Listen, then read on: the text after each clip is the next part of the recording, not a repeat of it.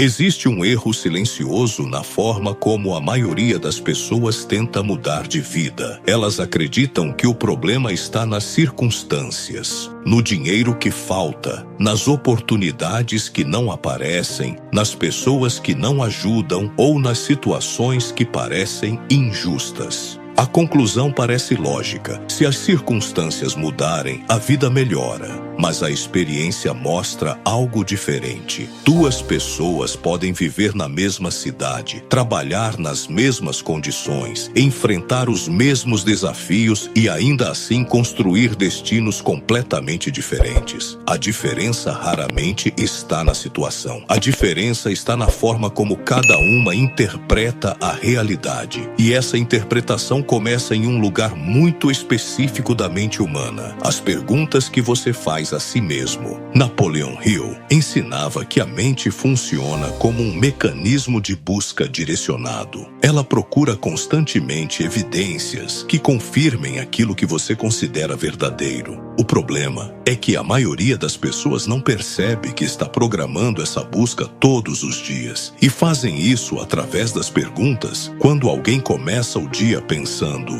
por que minha vida é tão difícil? Essa pergunta parece inocente, parece apenas um pensamento passageiro. Mas a mente não trata perguntas dessa forma. Ela interpreta perguntas como comandos. Então ela começa a procurar respostas. De repente, tudo passa a confirmar aquela ideia. O trânsito parece pior.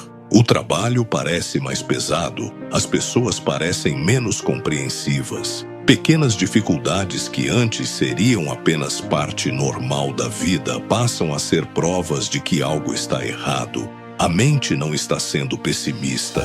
Ela está apenas obedecendo à pergunta que recebeu. Agora imagine uma pergunta diferente. Em vez de perguntar por que a vida é difícil, alguém pergunta: o que eu posso fazer hoje para me aproximar da vida que quero?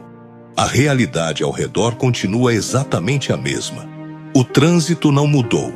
O trabalho é o mesmo. As pessoas continuam sendo quem são. Mas algo mudou dentro da mente.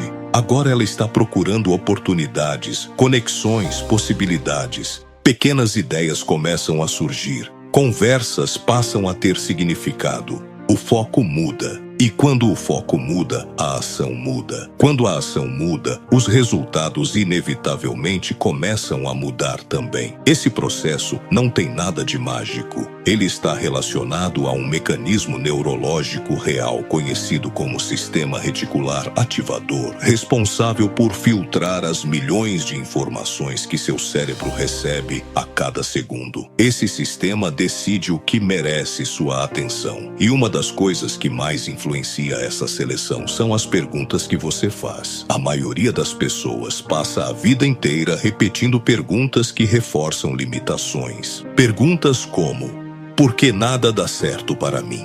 Por que as pessoas não me valorizam? O que há de errado comigo? Perceba algo importante. Essas perguntas já contêm uma conclusão escondida. Elas partem do princípio de que algo está errado. A mente então aceita essa premissa e começa a procurar evidências que confirmem aquela ideia. Isso cria um ciclo invisível, onde percepção e crença passam a se reforçar continuamente. Hill dizia que pensamentos dominantes moldam a realidade de um indivíduo. Mas o que poucas pessoas percebem é que perguntas dominantes moldam pensamentos dominantes. Quando alguém muda o tipo de pergunta que faz a si mesmo, algo começa a se reorganizar internamente. Em vez de perguntar por que isso aconteceu comigo, ela começa a perguntar: o que eu posso aprender com isso? Em vez de perguntar quem é o culpado, ela pergunta: o que está sob meu controle agora? Essa mudança parece pequena, mas na verdade ela altera completamente a posição mental da pessoa. Ela deixa de ocupar o papel de vítima das circunstâncias e começa a assumir o papel de autora da própria trajetória. E essa mudança de posição é o início de toda transformação real. Se as perguntas organizam o foco da mente, então existe uma conclusão inevitável.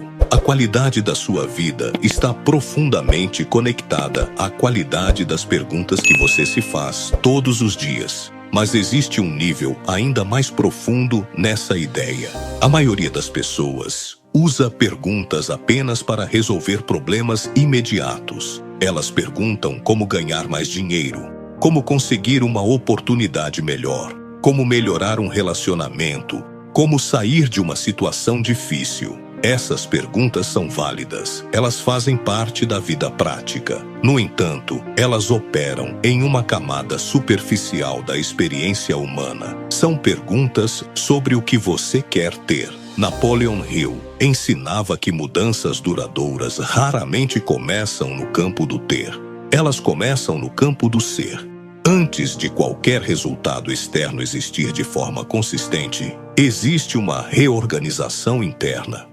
Por isso, as perguntas mais poderosas que uma pessoa pode fazer não são sobre circunstâncias, são sobre identidade. Em vez de perguntar apenas como posso conquistar isso, uma pergunta mais profunda seria: que tipo de pessoa eu preciso me tornar para que isso seja uma consequência natural? Essa pergunta muda completamente o ponto de partida. Quando alguém pergunta apenas como obter algo, ela procura atalhos, técnicas, estratégias externas. Quando alguém pergunta quem precisa se tornar, ela começa a olhar para dentro. Ela começa a investigar hábitos, mentalidade, disciplina, ambiente, forma de pensar e forma de agir. E nesse momento acontece algo fundamental. A responsabilidade volta para o lugar certo. Hill afirmava que o mundo exterior é, em grande parte, um reflexo ampliado daquilo que se consolida no interior da mente. Isso significa que mudanças externas sustentáveis quase sempre são precedidas por mudanças internas. A identidade precede o resultado. E é por isso que tantas pessoas conquistam algo e depois perdem. Elas conseguem atingir um novo nível de renda, um novo tipo de relacionamento ou uma nova oportunidade, mas não conseguem manter esse nível por muito tempo. Não porque sejam incapazes, mas porque a identidade ainda não foi reorganizada para sustentar aquele novo padrão. A mente tende a restaurar aquilo que considera familiar. Se alguém acredita profundamente que não merece prosperidade,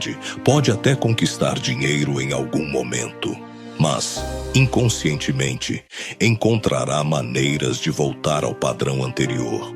Pode gastar de forma impulsiva, fazer escolhas ruins ou abandonar oportunidades promissoras. Não é falta de inteligência, é coerência entre identidade e comportamento. Por outro lado, quando a identidade muda, muitas coisas começam a acontecer de forma quase natural. A pessoa passa a tomar decisões diferentes, a escolher ambientes diferentes, a desenvolver habilidades diferentes. O resultado externo começa a refletir essa transformação interna. Por isso, perguntas relacionadas à identidade possuem um poder transformador muito maior. Perguntas como: quem eu estou me tornando através das minhas escolhas diárias? Estou crescendo ou apenas reagindo às circunstâncias? Os ambientes que frequento fortalecem quem eu quero ser ou enfraquecem essa direção? As pessoas ao meu redor ampliam minha visão ou limitam minha percepção do que é possível? Estou vivendo de forma coerente com a pessoa que desejo me tornar daqui a 10 anos? Essas perguntas não são confortáveis. Elas exigem honestidade, e honestidade costuma revelar coisas que preferiríamos não ver. Revela hábitos que não servem mais, ambientes que drenam energia e comportamentos que sabotam silenciosamente aquilo que dizemos querer. Mas é exatamente nesse ponto que as verdadeiras mudanças começam, porque transformação não nasce da ilusão de conforto. Ela nasce do encontro sincero com a realidade. Existe também outro tipo de pergunta ainda mais difícil. Perguntas que a maioria das pessoas evita por anos. Perguntas como: o que eu estou tolerando na minha vida que está claramente abaixo do que eu sei que poderia viver?